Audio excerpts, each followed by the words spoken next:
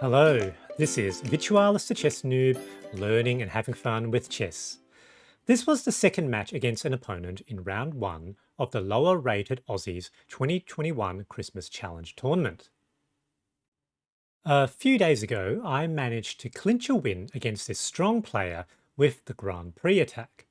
In this game, they played white and used the Ponziani opening, something that I am not familiar with. What eventuated was an exciting, dynamic, and unbalanced game. Please enjoy! Alright, so let's start off with the review. So this is chess.com's algorithm, and as you could see, we were very balanced most of the way. There was a brief period where I potentially could have taken the lead, and also where the opponent could have taken the lead. But almost throughout the whole game, we were almost dead even. Very similar levels of accuracy. We both had our mix of good moves and also our mix of inaccuracies and errors. Let's move on to the analysis. So in this game, the opponent had the white pieces and I black, and they started with e4 and I responded with e5. Knight f3, knight c6, very standard at the moment. And then they played c3, so the Ponziani opening. Now, this isn't an opening I really know very much about, other than knowing that it's a sort of well-known opening. Not played perhaps so commonly now as it once was historically at the sort of earlier part of the 20th century. And I wasn't really sure what was the best approach. So just purely from a principled perspective, it looked like d5 would be the best move for fight control for the center. So I played d5, and apparently that's a book move, and I think that actually is the best response by black. White captures, I capture back with queen. We're dead even at the moment. Opponent now plays bishop e2. I play bishop e7 in a symmetrical manner. Stockfish reckons that it would have been very good for me after the opponent's bishop move to immediately launch the e-pawn forward with an attack on the knight. Now, I'll remember that for next time. Opponent short castles, and here I did play e4. Possibly could have had an opportunity to play that one move sooner. And the opponent brings their knight back to e1, which is the best move. I now develop knight f6. They play b3, which apparently was also a mistake on their part. The best move here, according to Stockfish, was to strike in the center with d4. Yeah, it looks like I wouldn't be able to meaningfully take en passant in this position, given the defenders.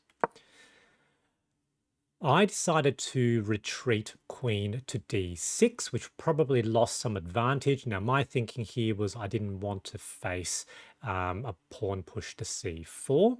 However, that apparently was fine. Should have just developed my bishop. Opponent now plays a3, and this does show sort of a potential lost in tempo, lost of moves. So now two queen moves where the queen eventually ended up in the same place. Now, one of my ideas here was that if I could get the bishop and queen on the same diagonal, there is a potential mate in one threat there. Now, I fully expect my opponent to be able to see this, but this potentially allows me to win some tempo back. Opponent plays queen c2, so I still have a slight advantage here. And to make things real, I suppose, for the opponent, I now played bishop d6. Again, I was quite confident that that they would see that attack. So they capture, really they're forced to capture, and here I captured back with pawn. Apparently capturing back with queen was the better move. F3. Here I decide to defend the e4 pawn with d5. So things are still fairly even. Captures, and now the opponent makes a blunder. So almost -5, so in my favor. And the move that I should have seen, which I didn't see, was queen to c5 with sort of check, so forking the king and knight, and that is a straight out loss of that knight. And I think if I captured that knight, there would be sort of good winning chances for me. The opponent may not be able to recover from that material loss. Now, I did not see that in the game. I was sort of enamored with the concept, with an idea that that actually ended up not being very good. But what I was seeing was knight to d4 with an attack on the queen and the bishop, and so my thinking was that the opponent would be forced to capture with the c3 pawn. I would then capture back with queen, with check, forking the rook and the king. Now that's what I thought, and I thought that was potentially a devastating line, a devastating win for me. And if that's what I did, you would notice that that's a blunder, and the advantage now flips completely to white. And the reason for that, so yes, that is a fork. I do capture the rook. The reason for that is the opponent now has this move which I did not see, knight f3. And basically, almost every escape square for the queen is now lost. So firstly, it's a discovered attack on the queen. Queen can't go, the enemy queen protects all of those squares. Well, in fact, any of these squares don't really make sense, right? Because the rook basically protects it. If I capture the rook, of course, that's taken by the bishop. Can't come here, can't go there, can't go there, and can't go there. So this was an extremely good move by the opponent. But eventually what I saw was that I should just straight out capture the other rook. So effectively trading a queen for 2 rooks. Opponent would capture back. I would capture back that knight, so winning back my knight. And I thought at that, in that position, it would be bishop, queen, and knight versus my knight, bishop, and 2 rooks. And on balance, 2 rooks probably is about equivalent to a queen.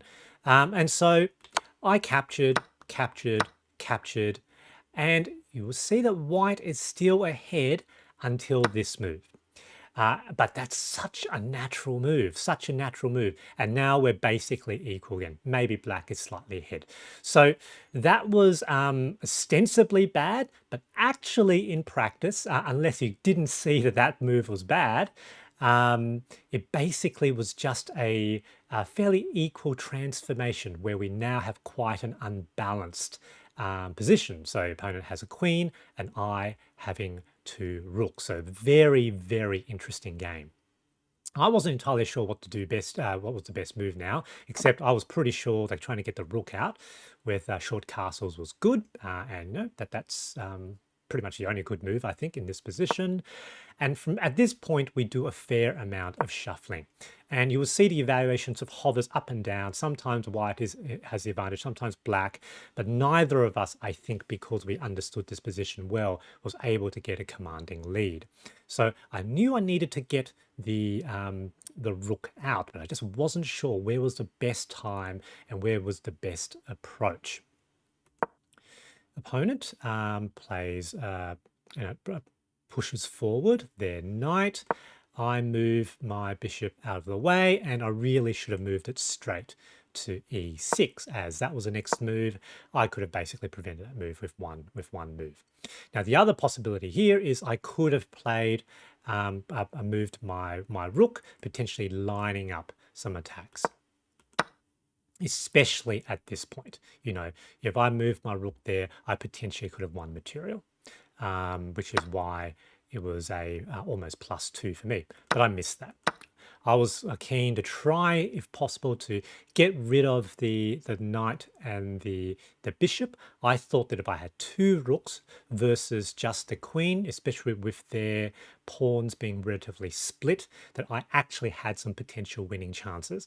Though realistically, I thought that we were pretty even at this point. A threat on the knight, they don't take. Here I do move my rook. The opponent threatens my pawn. I move that back. Would have been better to directly threaten the knight. They move that across. Here I now bring my knight up, and potentially with an attack here. However, the opponent now now staring down at my g7 pawn. Obviously, if I don't do something about that, that is checkmate, but that's fairly easily rebuffed with just g6. The opponent, plays knight h6 with check, but then I was just pushed my king forward. And at this point, I offered a draw to the opponent. I thought that we would be potentially shuffling here for quite some time. I had a sort of reasonable sense, given this was the second game, of how the opponent played. I felt that neither of us were really had an advantage here. In fact, here, 0-0-0, dead even. And the opponent accepted the draw. So we shook hands, left as friends. It was a great game, very interesting position. GG. I think that both my opponent and I were in unfamiliar territory in the mid-game. Although we didn't play with perfect accuracy, we both played relatively well. We both made some errors, but these weren't devastating, and neither of us were able to take the lead. At the time of recording, I've won 4 games in this round, lost 1 and drawn 1, and have 2 matches to go. I'm feeling hopeful that I could win round 1 of my group of 5 contestants and move on to round 2. I hope you enjoyed this video, and thanks for watching.